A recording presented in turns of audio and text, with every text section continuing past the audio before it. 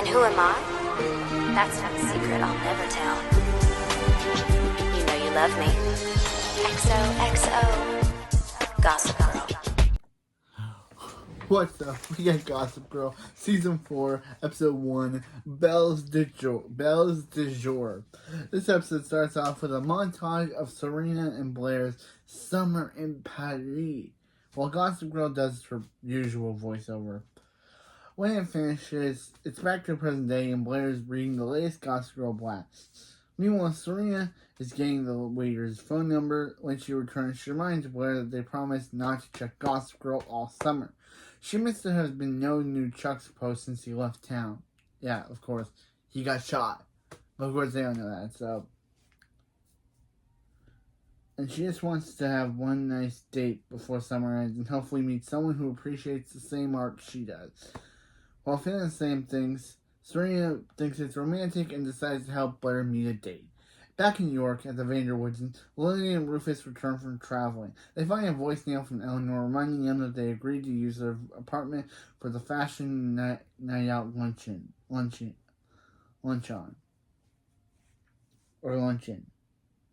And one from Bass Industries manager Bruce Kaplan, which I thought was their lawyer, but I guess this is now their business manager.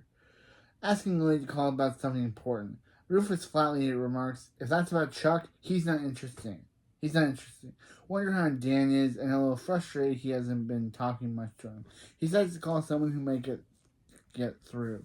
At the loft, Dan is on the phone with Nate, who is telling him all about Chuck's little black book and all the good stuff for him. While he's promising to tell Rufus and Lily, Vanessa shows up at the door asking what he's going to tell them. Well, back in Paris, Blair and Serena arrive at Eleanor and Cyrus's apartment, and Blair grills Serena on whether she's choosing Dan or Nate. Serena avoids the question until a maid comes in and drops off mail for Serena. Blair guesses it's her course catalog from Brown, and says she will miss her. She's glad there's no more competition between them. In New York at the Vanderwoods, Bruce Kaplan meets with Lily to inform her that Chuck is missing and hasn't paid the mortgage on the Empire all summer. Lily is somewhat confused and promises to look over his bank records to see if she can find what happened. In Paris, Lily calls Serena and asks if she heard from Chuck. Serena answers she hasn't, and she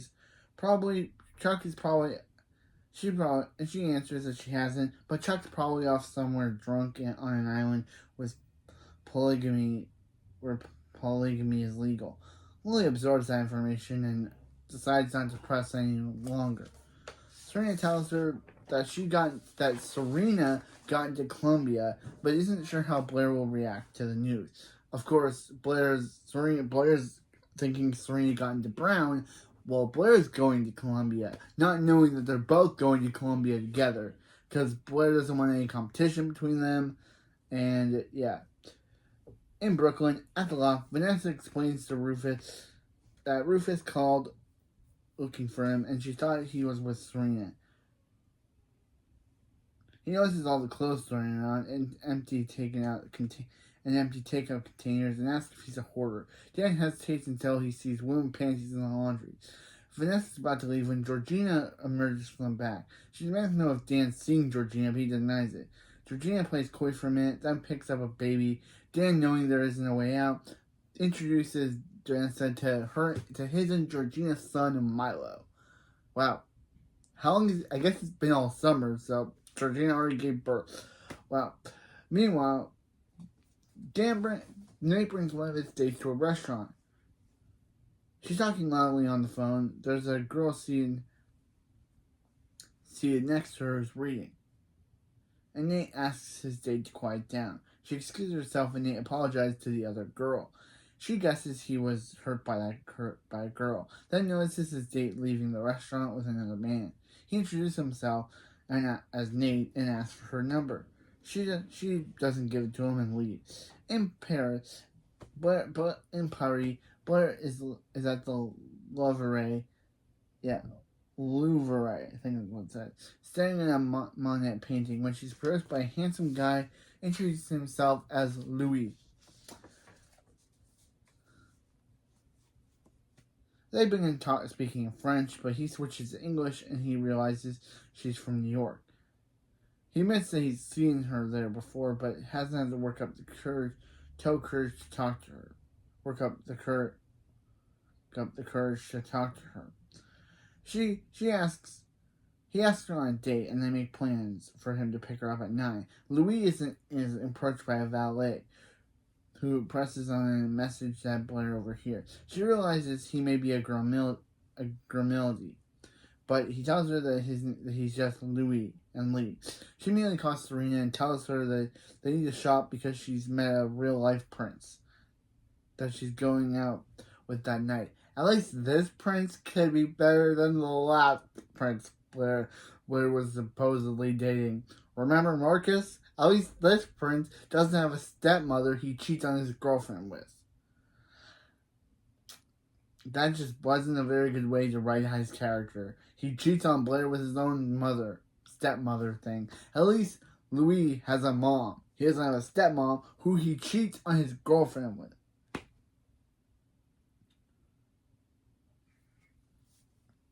Serena agrees to cancel her date to go out with Blair. While they shop, Serena attempts to tell Blair about Columbia, but can't find the courage to, not wanting to ruin her date.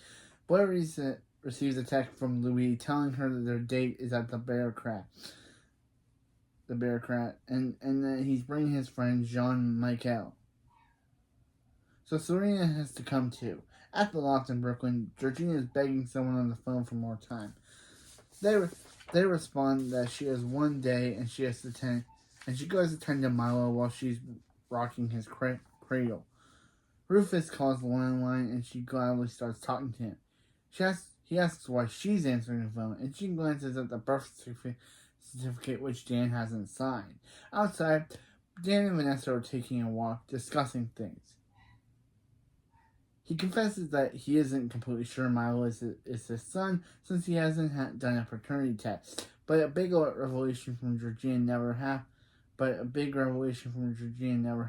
And she's good with him. And he also says that he told her he won't sign the birth certificate until they get the test done.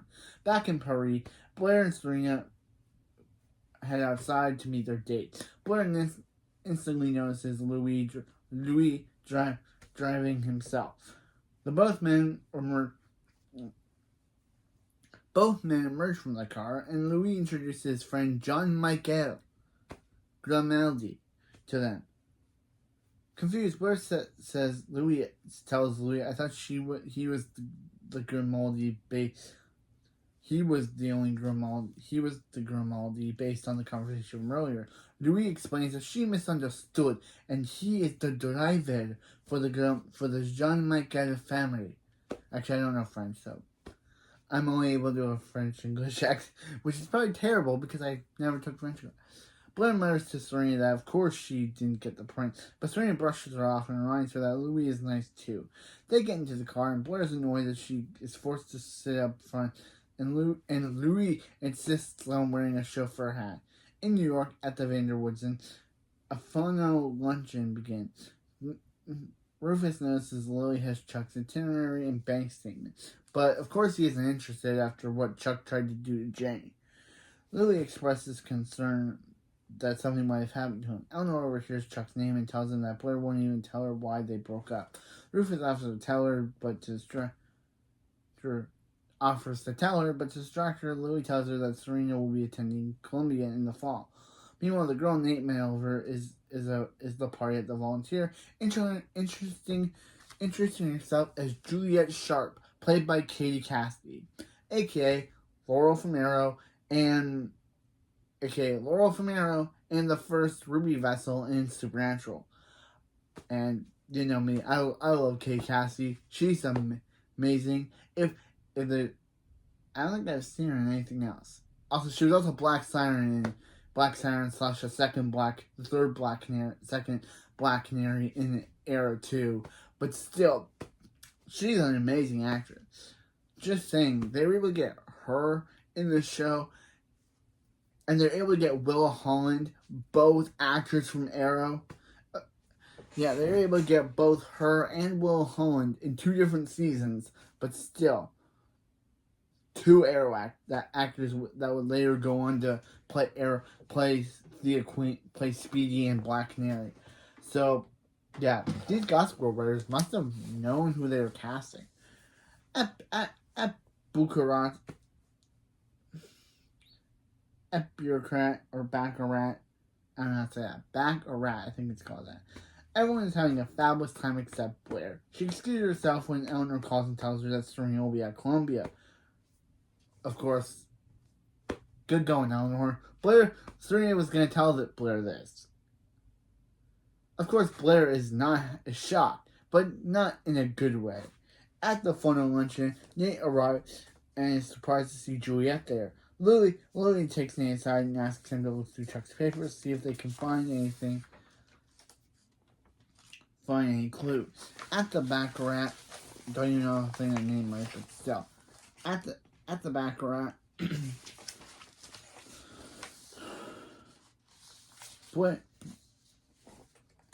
Blair re-enters the entrance and announces to Serena that they are no longer best friends. Literally, she's like, yeah, Serena, you and I are done. We're over. Then, at the Vanderwoods, Georgina arrives and runs right into Nate and Lily. Nate asks if Dan knows she's there, and Lily suspiciously asks why would Dan know? Why Dan would know. At the lock, Dan calls Georgina and she tells him that where she is and that it's time everyone met. She passes the phone to Rufus and Dan instantly starts apologizing to him. Rufus confused asks what Dan wanted to tell him and notices the baby. Georgina hands over him to Rufus, introduces him as his grandson. After the revelation, they move to the party to the Waldorf. Blair surprisingly arrives and Lily directs him and Rufus to Serena's room where they talk privately. Nate approaches Juliet and is in the middle explaining how his life is drawn free when the Empire security calls about an emergency in his suite. Outside the Baccarat, Blair blows up at Serena and she quickly deducts that Blair heard about Columbia. At the Vanderwoods, Georgina offers to let Lily hold Milo. Lily's still angry at what she did, but after Georgina misses, she knew she messed up, but that her son has a chance to be different. She agrees. Rufus comes in and tells Lily that Dan didn't have a paternity test. Georgina jumps in and says that she had the test done and hands the results to Dan. He reads them and says that he is the father. Rufus still doesn't believe her. Because, of course, it's Georgina. Why would you believe anything this manipulative psycho has to say? In Paris, Serena apologizes to Blair but says she has the right to go to Columbia too. They briefly argue about who had the worst life the previous year until Serena finally says she got into the school and is going. Blair replies that she's going back to the restaurant alone and will tell Louis and John Michael that Serena fell in a fountain. Serena scoffs that no one believes that until Blair literally pushes her into the fountain. And they had to make it the picture of the video, because it's so funny. She's just like, she's like, no one believes that. So she's like, okay, I'll prove it to you. And push it in. That's just so funny. Poor Serena, but sad, but just funny that Blair actually did it. That is funny. That's better than last season's with Blair and Chuck kissing. This one has a funny moment.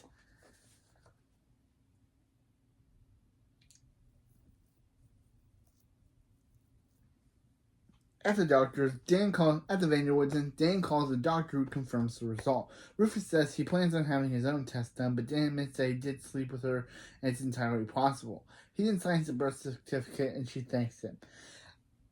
At the Empire, Nate and Juliet enter the suite and find it trashed by a group of women Nate has previously slept with recently. She surveys the place and writes down her number, hands it to him and telling him to call her when he's ready to talk about what's really going on. What really got him into the situation.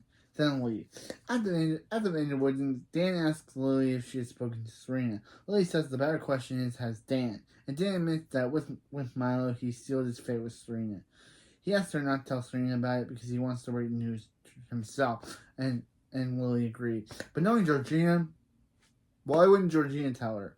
At the Baccarat, Blair Blair's telling Louis and John Michael about Serena falling into the fountain. It's so funny. I'm like, a sobbing wet Serena walks in, collecting her things, and then leaves as John Michael. Once they're gone, Blair pushes Louis to leave too, and Louis admits that he is the royal, and John Michael is the driver. He explains that he thought maybe someone who loved what he loved, could love him too, but he is wrong, and she was just using him. And he leaves.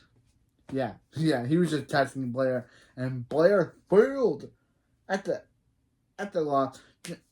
Georgina takes a call from Vanessa, who tells her to pass along the message that she will be Dan's friend. Yeah, I guess that means the relationship's over. After hanging up, she writes a note to Dan saying that she needs to distress at the spa. She grabs her packed suitcase and leaves the lot. At Eleanor and Cyrus's apartment in Perry, Serena is packing the bag to go home. Blair apologizes and says she ruined her own date, and she continues that all she cares about is Serena, and then finally admits that she isn't okay and worries she'll never get over Chuck. They talk about maybe going to Columbia together is a good thing, and they make up. Blair then said to Gossip Girl how Serena will be back in New York at Columbia. When Nate sees her blast, he calls Juliet at her apartment. Juliet is stapling sales tags on her clothes, and she takes Nate's call. He vaguely explains the situation to her, and they agree to meet for coffee. She grabs her coat, and it's shown that at her apartment she has different Gossip Girl blasts about Nate, Serena, and the whole Upper East Side dating back to Serena's arrest. Yeah, what's up with Juliet? It seems like she has a mysterious connection to Serena. At the Vanderwoodens, Lily gets a call from the Paris police, who inform her that the body of a washed up in Paris, and the identification says it's Chuck. During a flashback, presumably in Prague, Chuck is shown on a bed in immense pain, being treated by a mysterious blonde woman. He starts to have flashbacks about when Serena hit him and Dan punched him in the pilot, when his fight with Nate in season 1, episode 3, and his breakup with Blair, both in season 2, episode 17, and season 2, episode 22. The scene suddenly changes to him waking up to the blonde, who asks who he is. He grabs his ring monogrammed with his initial, but then notices a book with the word Henry. He introduces himself as Henry Prince and drops his ring on the floor. The scene then changes to him waking up on a train, seated next to Blonde. She tells Chuck, or Henry, that she knows he had that dream again, but hopefully that things will change in a new place, and she kisses him and welcomes him to Paris, ending this episode. So that was the first start of season 4. So Nate met a girl who for some reason has a mysterious connection to Serena. Why does she have Gossip Girl blast and everything connecting to everyone dating back to Serena's arrest with Serena's mugshot? Who knows? Dan wanted to tell Rufus about his son Milo, but Georgina got to Rufus first. Of course, Rufus wants to prove that this is Dan's son, because he's kind of right. Who would believe Georgina? She's lied about multiple things in the past. So why would anyone want to believe what she has to say? So yeah. So Serena and Blair are still unaware that Chuck is still alive, but he's going by the different name of Henry. Of course that makes sense, because he probably doesn't want the blonde woman to know about his past and everything, and Chuck probably just wants a fresh start. He probably just wants, because he wants to probably run away from his past, and he's found that in this random blonde woman. And yeah, and Serena and Blair are going to the same school together. Blair thought that Serena was going to Brown until Lily told Eleanor that Serena was going to Columbia. Eleanor, not knowing that Serena was going to tell Blair, told Blair. So then they got into a fight about it. But then Blair realized that, yeah, the only person she needs is Serena. So, yeah. So that was the first episode of season 4. And Blair pushed Serena into a fountain. The best part of the episode, because, again, that was the best part. That's why I made the thumbnail of this video. because it's the best part. The thumbnail of this video has the best part. He pushed her into him. Okay, that's it for this video, and I'll see you next time. That's it for this video, and I'll see you next time for season 4, episode 2, Double Identity.